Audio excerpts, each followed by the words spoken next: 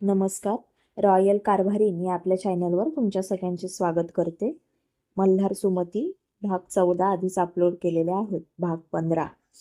आई सुद्धा पुढे आली आणि सुमतीला म्हणाली, सुमती तुला बरं वाटत आहे ना? सुमती आईच्या मिठीत शिरली आणि आईला म्हणाली, आई तुमच्या मुलाने मला खूप त्रास दिला आहे, तुम्ही त्याला ओरडा.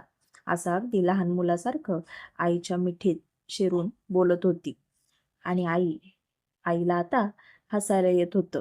आईने तिच्या कपाळावर किस केला आणि मल्हारला म्हणाली, मल्हार इकडे ये. मल्हार लगेच आईजवळ आला आणि आईने त्याचा कान धरला आणि मल्हारला म्हणाली, मल्हार परत माझ्या सुनेला असा त्रास द्यायचा नाही, कळलं?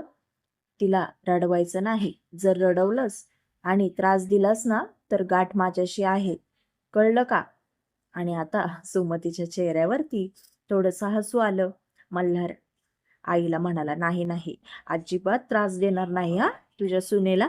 आणि तुझ्या सुनेला पण सांग, जे काय मनात असेल ते बोलत जा, माझ्यापासून लपवून ठेवत जाऊ नकोस.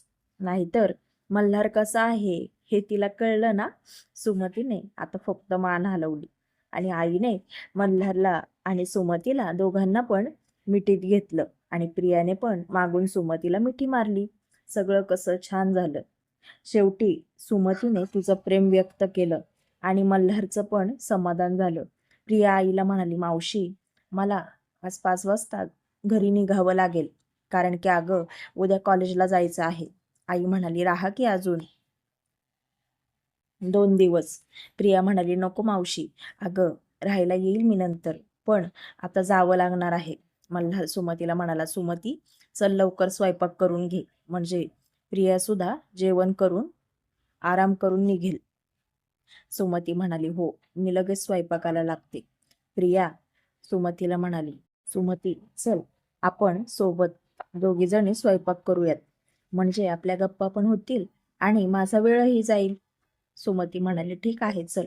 बाहेर स्वयंपाक करायला दोघी जणी गेल्या. आईने मल्हारला जवळ घेतलं आणि त्याच्या डोक्यावर ना प्रेमाने हात फिरवला आणि मल्हारला म्हणाली, मल्हार आता माझ्या सगळ्या इच्छा पूर्ण झाल्या, फक्त माझ्या मांडीवर एक नातवंड दे, म्हणजे मी समाधानाने डोळे झाकायला मोकळी.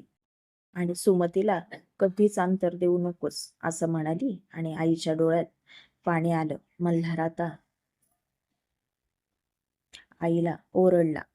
आईला म्हणाला, आई आता सगळं चांगलं झालं आहे, तर तू आता असं का बोलत आहेस? आणि तू बरोबरच म्हटलीस की सुमती हिरा आहे आणि सुमती तुझ्यासाठी योग्य आहे. आणि तसंच आहे, मी सुमतीला कधीच अंतर देणार नाही आणि तुझ्या नातवंडाची इच्छा लवकरच पूर्ण होईल, काळजी करू नकोस असं म्हणाला आणि हसायला लागला. आई त्याला म्हणाली, बदमाश कुठला. सुमतीचा स्वयंपाक झाला. सुमतीने आईला आणि मल्हारला दोघांना पण आवाज दिला. प्रियाने सगळं जेवण डायनिंग टेबलवर आणून ठेवलं आणि चौघेजण जेवायला बसले. प्रिया म्हणाली, सुमती किती छान स्वयंपाक करतेस ग, तुझ्या हाताला चव आहे. मल्हार म्हणाला, मग बायको कोणाची आहे? प्रिया म्हणाली, असं काही नाही हा, माझी वहिनी मुळातच सुगरण आहे. दोघींची चांगली मैत्री झाली. प्रियाने सुमतीला तिचा फोन नंबर पण देऊन ठेवला होता. अधूनमधून आठवण झाली की गप्पा मारण्यासाठी. प्रियाची निघण्याची वेळ झाली. प्रियाने आईचा आशीर्वाद घेतला आणि आईला घट्ट मिठी मारली. आईला म्हणाली, मावशी येते मी.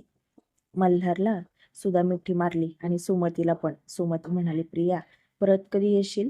प्रिया म्हणाली, एक्झाम झाली की नक्की येईल. मल्हार म्हणाला, एकटी येऊ नकोस, मयंकला पण घेऊन ये. मयंक म्हणजे प्रियाचा लहान भाऊ. प्रिया म्हणाली, हो नक्की घेऊन येईल. आणि एकटी आली तर तो एकटीला येऊन देईल का? मावशीकडे यायचं म्हटल्यावर लगेच येईल. बरं निघते मी.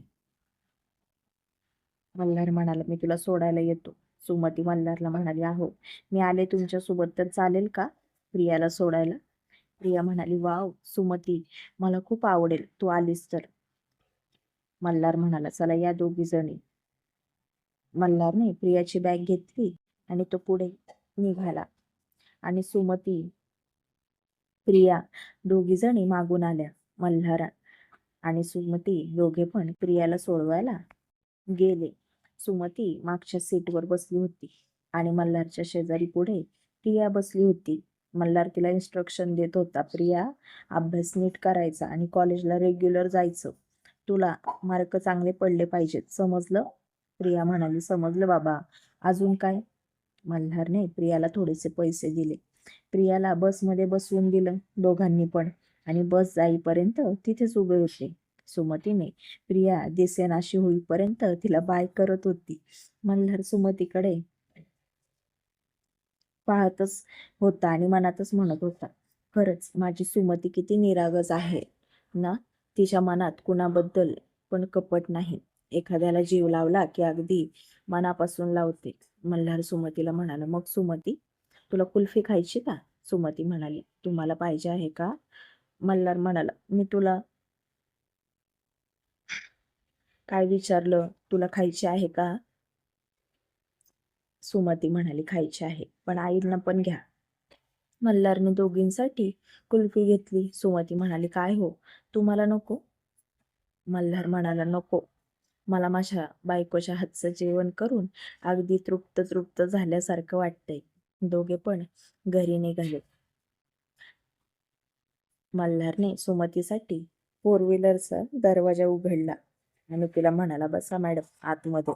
सुमती बसली. मल्हारने तिचा सीट बेल्ट लावला. सुमती आता कुल्फी खात होती.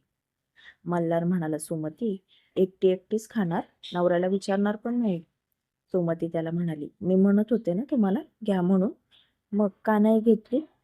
आता तेव्हा इच्छा नव्हती खायची, पण आता तू खातेस माझ्या समोर तर खूप इच्छा झाली आहे. मला दे ना तुझ्यातली कुल्फी. सुमती आता लाजून त्याला म्हणाली, अहो मी उष्टी केली आता, आधी नाही का म्हणायचं? माझं उष्ट तुम्ही कसं काय खाणार? मल्हार आता हसला आणि तिचा हात त्याने त्याच्या तोंडाजवळ नेला आणि एक बाईट तिच्या बोटांसकट तोंडात घातला. मल्हारच्या त्या ओठांच्या दातांच्या स्पर्शाने सुमतीच्या पोटात तर खड्डाच पडला आणि ती एकदम शहारून गेली आणि लाजली. मल्हार सुमतीला म्हणाला, हे बघ, असं उष्ट खाणार मी तुझं. आणि काय चव आहे ग कुल्फीला, एकच नंबर. सुमती आता तशाच पोजमध्ये होती. मल्हार तिला म्हणाला, सुमती, माझ्या अंगावर सांडत आहे ती कुल्फी, तिकडं घे बरं आणि तू एक घास खा, म्हणजे ती सांडणार नाही. सुमतीने आता मल्हारने ज्या बाजूने खाल्लं होतं त्याच बाजूने कुल्फी खाल्ली आणि मल्हार तिला म्हणाला, मग सुमती आधीपेक्षा गोड लागते ना कुल्फी? कारण की माझ्या ओठांची साखर उतरली आहे त्याच्यामध्ये आणि माझं प्रेम पण. सुमती मल्हारला म्हणाली, अहो हे घ्या, राहिलेली तुम्ही संपवा. तुम्हाला आवडली आहे ना? मल्हार तिला म्हणाला, आता कसं खाऊ मी? ड्रायव्हिंग करतोय ना, मला चार ना, आणि तू पण खायची. असं करून दोघांनी पण ती कुल्फी संपवली. दोघे पण घरी आले. आई मल्हारला म्हणाली, आलात का सोडून प्रियाला? मल्हार म्हणाला, हो आई आलो. आता दुपारच होती त्यामुळे मल्हार म्हणाला, आई तू थोडासा आराम कर, आज नकळतपणे मी खूप त्रास दिला आहे दोघींना पण. हो ना सुमती? सुमती म्हणाली, अहो जे होतं ते चांगल्यासाठीच होतं आणि ठीक आहे, एवढं काही नाही. बरं आई, तुम्ही आराम करा, मी आवरते. आई म्हणाल्या, काय आवरतेस आता? सगळं आवरून ठेवलं आहे. तू तू पण थोडासा आराम कर. आई हे घ्या, येताना मी तुमच्यासाठी कुल्फी आणली आहे. आई म्हणाली, आता नको, थोड्या वेळाने खाईल, असं म्हणाल्या आणि आई आतमध्ये झोपायला गेल्या. मल्हार सुद्धा सुमतीला म्हणाला, सुमती बेडरूम मध्ये चल. सुमती त्याला म्हणाली, अहो राहू देत, आता कपडे वाळले असतील, ते आतमध्ये आणून ठेवते आणि कपड्यांच्या घड्या घालून ठेवते, तुम्ही जा ना आराम करा. मल्हार म्हणाला, ठीक आहे, मला सुद्धा आराम नाही करायचा, मग मी पण इथे सोफ्यावरती बसून राहतो. जा कपडे घेऊन ये घड्या घालायला. सुमती वाळलेले कपडे घेऊन आली. सोफ्यावरती घड्या घालायला बसली कपड्यांच्या. मल्हार आता तिच्या मागेच बसला. त्याने एकदा आईच्या बेडरूमकडे पाहिलं तर आईने बेडरूमचं दार लावून घेतलं होतं. सुमती जिथे बसली होती तिच्या मागे मल्हार बसला, अगदी तिला चिटकून. सुमती त्याला म्हणाली, "अहो, थोडंसं लांब सरकून बसा ना." मल्हार म्हणाला, "का गं?" "बरं सुमती, तू घाल की घड्याळ. मी तुझ्या कामात तुला काही डिस्टर्ब करणार नाही." सुमती घड्या घालत होती कपड्यांच्या आणि मल्हार हळूहळू तिच्या पाठीवरून मोरपिसासारखी त्याची बोटे फिरवायला लागला आणि सुमती खूप शहारायला लागली. सुमतीने मागे वळून पाहिलं आणि मल्हारला म्हणाली, "अहो, गप्प बसा ना. मला तुमच्या स्पर्शाने कसं तरीच होतंय." मल्हार म्हणाला, "कसं तरीच म्हणजे काय होतंय ग?"